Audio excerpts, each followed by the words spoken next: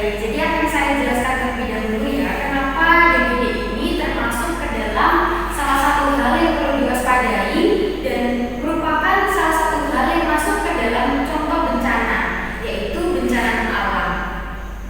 Yang pertama alasannya, karena DBD menyebabkan morbiditas dan angka mortalitas di Indonesia menjadi tinggi, terutama pada musim hujan.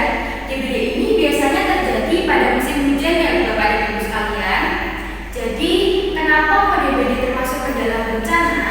Karena menyebabkan angka penyakit atau angka morbiditas dan angka kematian atau angka mortalitas di Indonesia menjadi tinggi. Yang kedua, karena penyakit DBD ini sendiri merupakan penyakit dengan penyebaran yang cepat.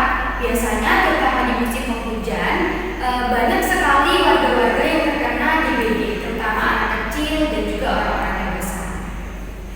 Yang ketiga, dampak ekonomi. Kenapa DBD juga menyebabkan ekonomi menjadi berubah? Yang pertama, karena DBD menyebabkan penyebaran atau perubahan ekonomi yang signifikan, baik secara langsung maupun tidak langsung, seperti adanya biaya pengobatan atau kurangnya produktivitas dari para pekerja dan lain sebagainya. Yang keempat, menyebabkan beban pada sistem kesehatan. Ini menjadi penyebab kenapa tenaga kesehatan menggalakkan kembali waspada DBD pada kalangan masyarakat. Selanjutnya, ketergantungan pada faktor lingkungan dan yang terakhir, keterlibatan banyak pihak. Hal tersebut merupakan beberapa alasan atau contoh kenapa DBD atau demam berdarah dengue ini merupakan salah satu contoh bencana, yaitu bencana alam. Oke, selanjutnya DBD sendiri ini apa sih tanda gejalanya Bapak Ibu sekalian? Mungkin bisa disebutkan beberapa di sini, yaitu tanda gejala yang pertama yaitu sakit kepala disertai demam lebih dari 3 hari. Demam di sini suhunya berarti mencapai di atas 38 derajat Celcius. Selanjutnya ada nyeri pada bagian tubuh dan perdarahan tanpa sebab. Lalu timbul bintik merah. Ini menjadi salah satu ciri khas pada penyakit DBD, yaitu timbul bintik merah pada bagian tubuh seperti tangan, lengan.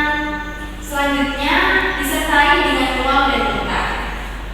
Nah, cara pencegahan DBD sendiri dari pemerintah dan Kementerian Kesehatan di Indonesia sudah digalakkan yang namanya 3M+. Yang pertama, menguras tempat penampungan air. Yang kedua, menutup tempat penampungan air. Dan yang ketiga, mengubur barang bekas. Plus yang di sini adalah yang pertama, gunakan obat anti nyamuk. Tentunya kan sudah banyak beredar ya Bapak Ibu di sini sudah tahu contohnya obat anti nyamuk seperti apa ya. Sudah dijual juga di toko-toko terdekat. Yang kedua, tidak menggantungkan pakaian sembarangan. Yang ketiga, memelihara